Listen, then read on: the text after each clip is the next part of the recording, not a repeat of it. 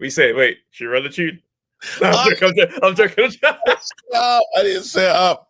Oh man, I'm joking. Set up, man. Hey, Trav. Again, everyone that got involved in Monday Night Smoke, make sure if you've not done it right now, if you haven't seen it, you don't know what's going on, go back there immediately because this episode will make some more sense. But look, we're not going to waste time, Trav. We must talk. We must talk. Cool. Yeah. Cool. Fury versus Usyk, it delivered. Oh yes, in a major way. It delivered because it gave me what I wanted. It gave me what I was looking for. Yes.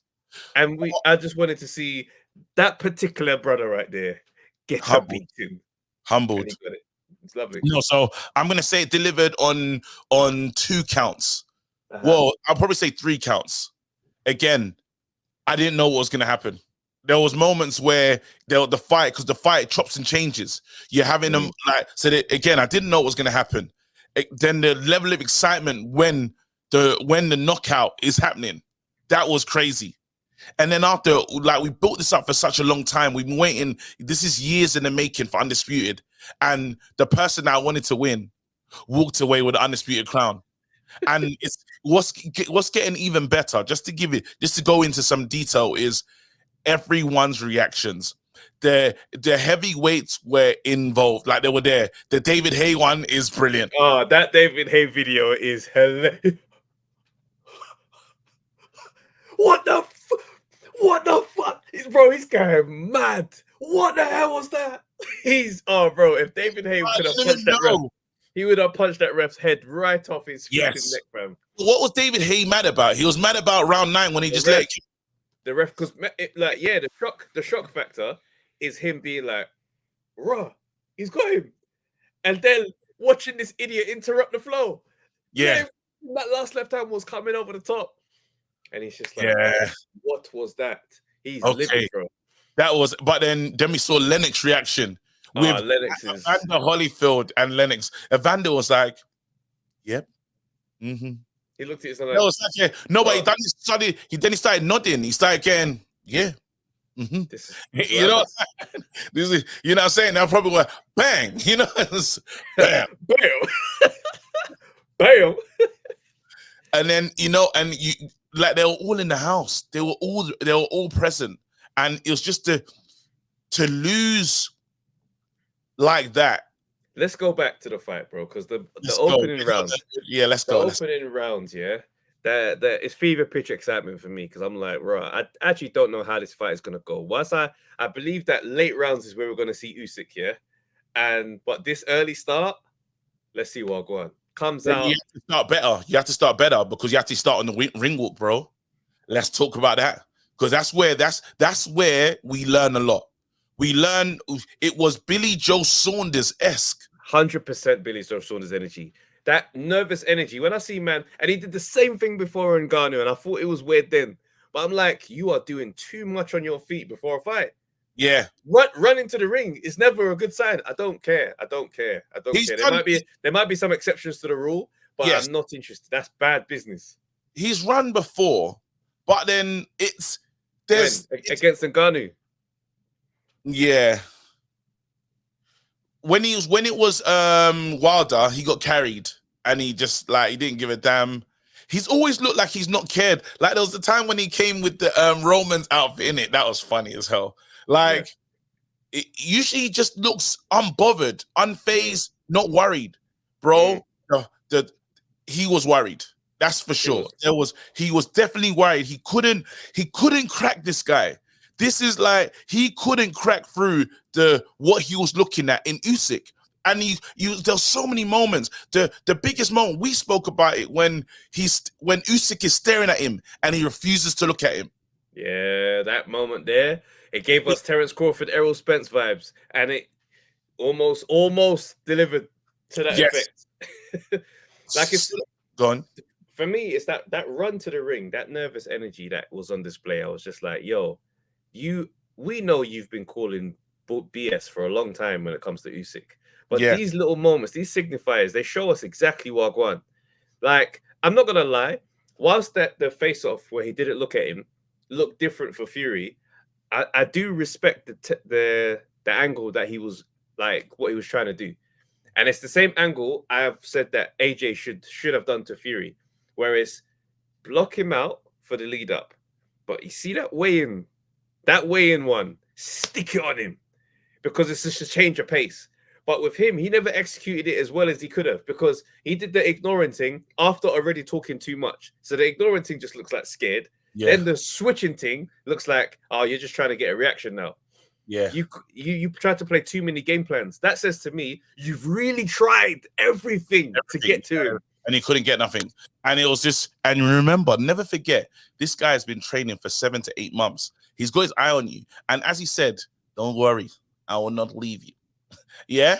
And that was unnerving because, like, bro, you're meant to be, like, I've built you up as the middleweight. I built you up as a pumped up cruiserweight, a guy that I can never really be on my level. I've seen you as that. And that in my head, because all our training, we lost all the weight because we thought we had to chase you. We lost all the weight because we thought there's no point going in heavy because I'm not fighting Wilder when you're in front of me. I'm fighting someone that's going to be on his bike and I have to get close to him and take him out on points. I'm going to be running center of the ring. I'm going to be in control of this fight. There's so many things that he was thought it would have been, and it definitely wasn't. So now he's probably like, they're looking at the game plan saying, we should have been heavier. They're looking at themselves saying all sorts of things because they never expected him to be right in front of him and pushing Fury backwards. So you get into the ring, and now from the first round, we thought it was going to be one of those, like, everyone's trying to measure. He said, I'm coming straight towards you. Absolutely. And it was just a perfect game plan. Like, I mean, it's one of those things where the fight itself played out like an Usyk fight if we do it overall. Those first 2 rounds where he comes out, first 2, maybe even 3, maybe even 4, like... No, 4 is when Fury started to... turn it back on. Okay, cool. And that's when things started to get like, Usyk for those first 3 rounds, I thought to myself, oh, you're doing well. You're doing well. You're really getting to man. Like, I'm saying, you're really landing the shots. And what I like about what Usyk's done, right, now that we've seen a theme of it, that first round, he sets pace. He comes out, bang, left hand right down the pipe. Did it to AJ. And every single time he does it, it's just letting you know, don't think you'll come to bully me. Like, and it's just it sets the pace so wonderfully because straight away Fury's like, flipping, all right. You know what I'm saying? Yeah, because you feel like, okay, I'm bigger than you, so you should at least do small bad things. You shouldn't be doing this. You shouldn't be doing it right now. And that's the thing. That's the thing, Trav. So he gets close and he lays that one on him. But then you start to see, well, he's got a new plan because that jab to the body all night is there for him. All night. That was like, and those are scoring points. So I know when people say the scorecard and they got it kind of different in terms of who won which rounds and stuff. I'm like, you can't, them punches were landing. While some of Fury's, he's got that backhand jab flick thing that he does. It's an interesting punch that he has, but it's a great weapon. And when it works, it really works. When he took control of the fight, he was using that as the setup with the uppercuts and stuff. But then I would say Usyk really just showed a level of dominance. And what the referee wouldn't allow is any grappling early. The referee said, nope, not happening. And that goes in, that's for Fury, that's something that he would use. That's something that he would like to use as one of his weapons, which he couldn't use in the early rounds. But yeah, we carry on. Yeah, and it's like what Usyk was establishing, and even like the showboating didn't faze me in this fight. Because your showboating didn't come after success and it didn't come before success. It was just, this guy's backed you up and now you're in the corner going, yeah. And I was looking at this guy thinking, what do you, like, yeah, people cheer, but I'm like, bro, even Usyk was like, I'm gonna just stand off. Yeah. Bro, what is this? And he's doing the work. And I'm looking at it, I think to myself, this is a man that doesn't have many ideas for what this pressure is like. Because through all of it, Usyk just creeps forward. And in that moment, yeah, I'm not gonna lie to you, fam. Like you mentioned on Monday Night Smoke, I went back to the park, we're sitting with Tony Bellew, and me arguing with Tony Bellew about, bro, if you was younger, you could have done this and you could have just walked, and like you just got tired. And I'm like, no, actually, I understand. That pressure that he puts on you, yeah, It doesn't allow your mind to chill. To understand. You're constantly locked in, and this guy's just there. And he hit Tyson Fury. And as I said this before, the most he's ever been hit. And that is because Usyk's punch rate is not, it's not a modern heavyweight thing. He is going to put their hands on you all night long. Pause on you. Like he says, look, I'm here. Again, I will never leave you. Don't worry. I'll never. And it's like, that's, bro, that thing that he said, it hits different because he never left him. The whole fight, he said, I've got you. Remember I was saying to you, bro, he had that thing was still like steeliness, but there was a level of, I've chased you for so long and I can't wait for fight night. All I'm looking at is that I can't wait. You've been chatting so much. Remember, said about his earrings, said, called him all these things. Let's never forget what happened. Rinsed him, taking this man down so many different levels. Told this guy, do this, now do that. Then I want you to do this. There was so many stipulations for this fighter. And finally, they rang the bell. You can't leave this ring. You can't run away. Yeah. Now it's time. Now, what was when I got concerned though, see in the 4th round when Fury, when he turned it back on, Fury was growing into the fight, like just at each different moment, he will end the round, and you can see, he's settled. He's settled. There's a bounce to the step. And not just that, but Usyk is taking uppercuts. When I saw he was taking uppercuts and the reaction to the uppercuts, it was like rotted. That's when I was like, okay, maybe it's a matter of time before we see something. But what I did notice in hindsight, when he took the uppercuts, it was very much a bang, like, okay, I'm coming forward still. Yeah. And I'm looking at that and I'm thinking, this weren't like, you see when AJ clocked Usyk in the 9th round? Yep. And he meleeed him. He went after him, had the moment. Like, we're excited, thinking, oh my days, he's actually cracked him. That thing of like him retreating, it wasn't making, the uppercuts weren't making Usyk retreat like that. It was just him registering, okay, all right, now you're here. This is what you're doing. The uppercut was there. And you can see almost like his mind going, all right, need to figure out the uppercut. And boy, did he. Because whilst we focus on the 9th round, I mean, sorry not to skip over what Fury did. Fury was getting some work done in those 3 rounds. And I started to feel like, just on the Fury part, what I was seeing is, it felt like, oh my God, Fury's going to win this fight now. It felt like same here. I said to myself, oh my God, he's Deontay Wilder, the situation of, he's understood. He's had that 12th round that he learned about, in the first one when he said, I figured you out now. Let's go. And all I was thinking of, he's going to do an annoying song. He's going to chat rubbish. It's just going to be a prick in this moment. And I just didn't want to watch that. Really, that's my selfish feeling. That's how I felt in the moment. Yeah. No, 100%. Now, obviously, we look at the 9th round as the main one that we look at, but you see the real damage happens in the 8th. Yes. The 8th round is where Usyk clocks him with something nasty. And I think the nose either breaks or gets really irritated. Because from then on, he's constantly tapping and adjusting. Now, I know Tyson touches his face quite a lot when he's like getting comfortable and stuff. But that thing there was like this, because he was trying to stop the blood. It was different. This was a different, because people say that's Tyson Fury's move before punching and stuff like that. But no, you could tell that the blood was bothering him. He weren't breathing the way he wanted to breathe, especially in a fight like that when you're thinking the adrenaline's up, but then this is an annoyance. And I had to be so locked in because the guy in front of me's got amazing footwork. Like, he's a great chess player. So I have to be able to understand something's going to come back. And I think he was so concerned about what he had to deal with. When we do get into the 9th round, you couldn't evade this, or you couldn't prepare for this. And it's like almost like, not caution goes to the wind, but it's like, well, I need to hurt you now because look what you've done to me.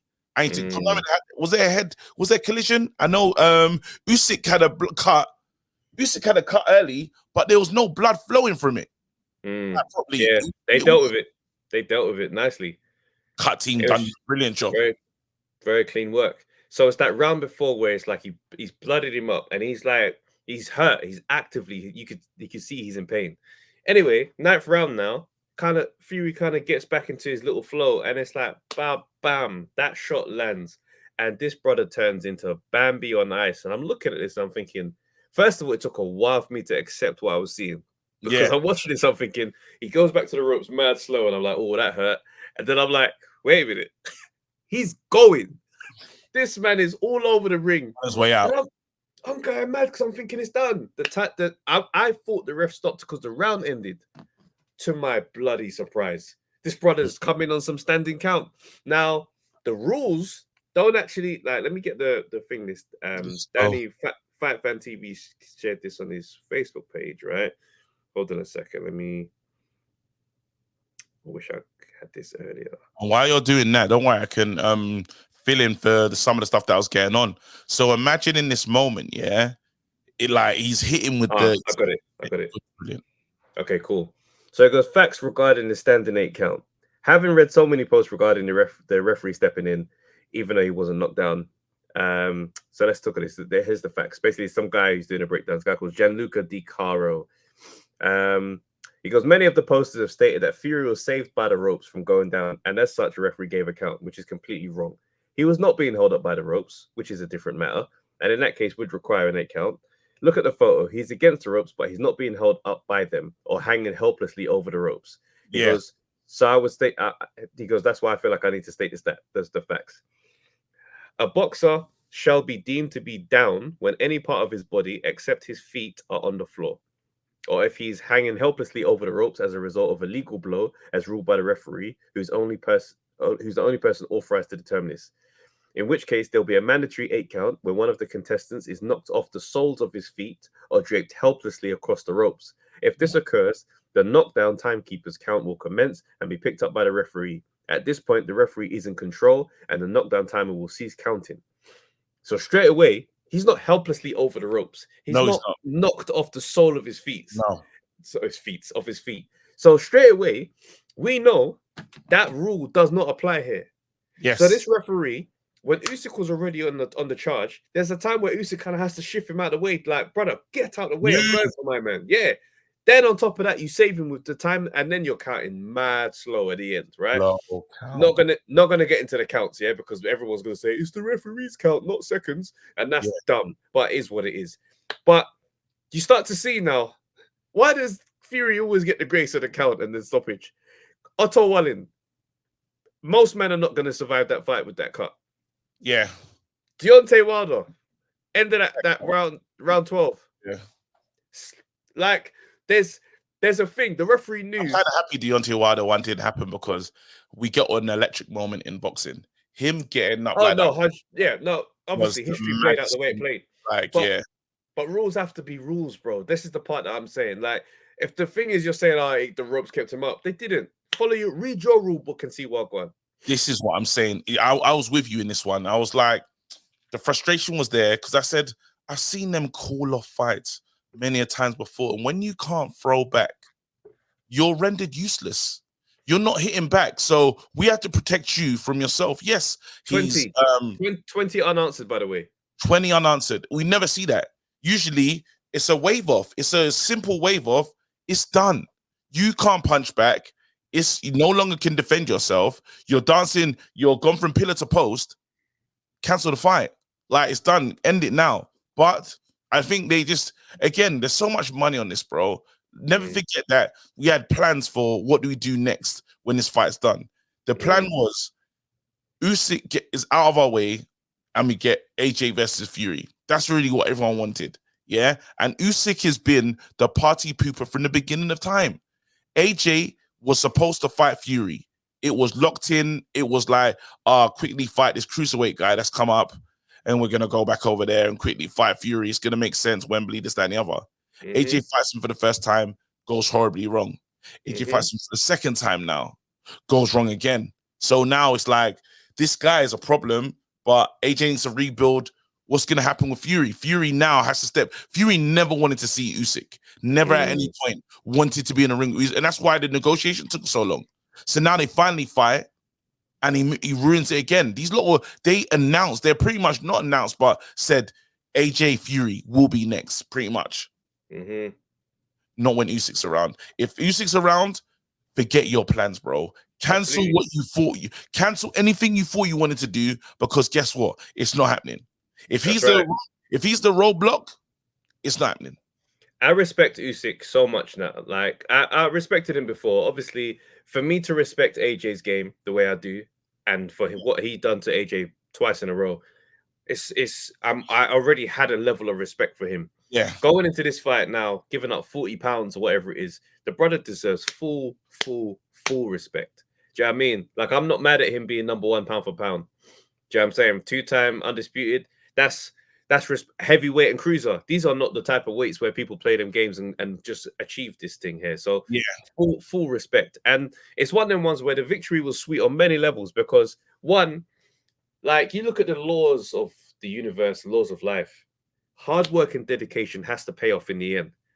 Yeah. You look at Tyson Fury and the way he's treated boxing, the in and out, the scandal, all this type of stuff. I don't care to get into it anymore, but it's just been sketchy. You know what I'm saying? The drugs and all the nonsense. I look at this stuff and I'm just like, you can't win this fight. Not against him. Not against this man that's dedicated himself in the way that he has. He's very honest with the sport.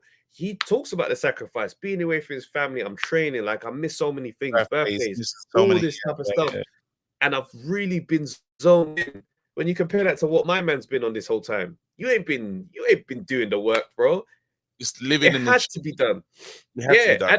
And then on top of that, the stuff that this guy said, I see a lot of people because obviously we're gonna get to that. We're gonna get to that in the next.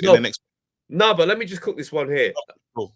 If anyone's gonna put the knife in and twist it, absolutely leading the charge on that one. Because the stuff that Tyson Fury said away from the ring, away from boxing, been disgusting, egregious, offensive on many levels.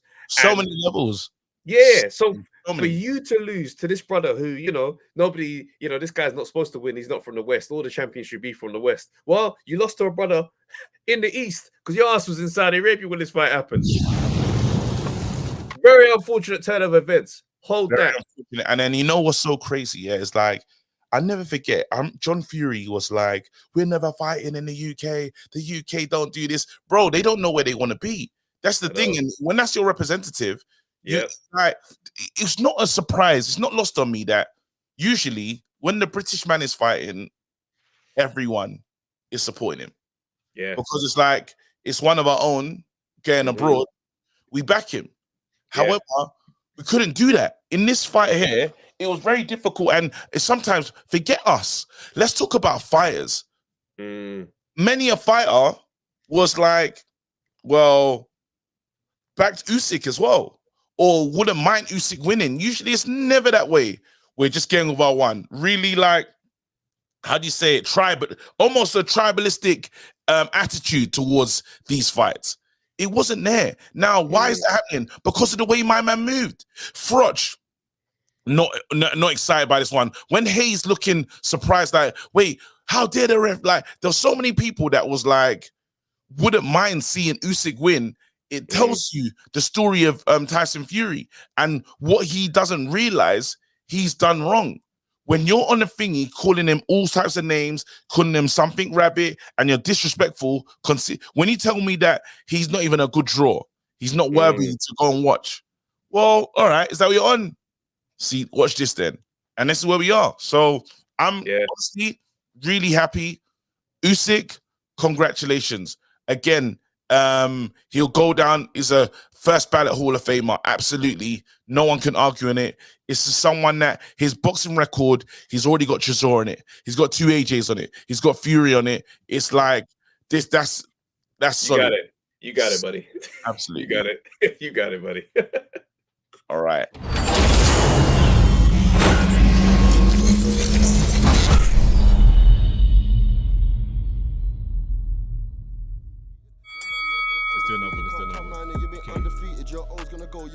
Yo, people, thanks for watching the Undefeated podcast. Make sure you like, subscribe, share, leave a comment, and all that good stuff, man. This is the place to be.